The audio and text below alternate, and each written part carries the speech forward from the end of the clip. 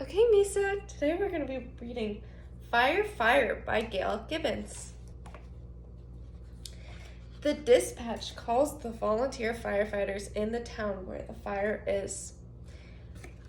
I'm going to ask some questions, but first, can anybody tell me what they think a volunteer means?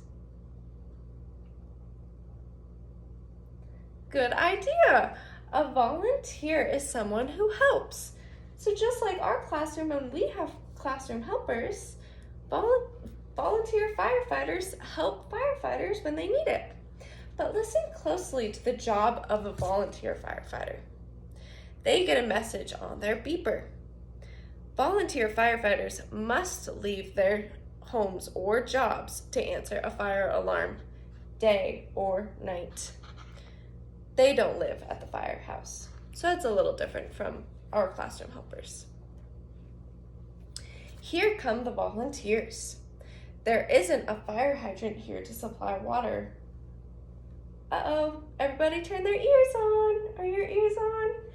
Okay, I'm gonna read that sentence again, and I'm gonna ask you a really important question, so listen carefully. There isn't a fire hydrant here to supply water.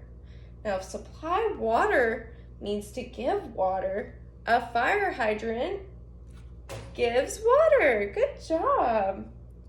The pumper truck carries its own water.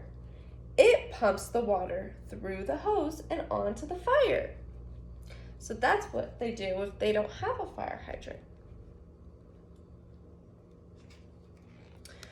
Two more pumper trucks arrive with volunteers.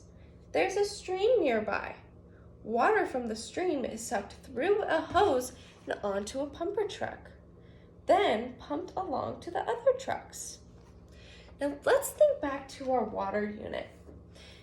If a stream is big enough for the water to be sucked through a hose and onto the fire, is a stream big enough for fishing?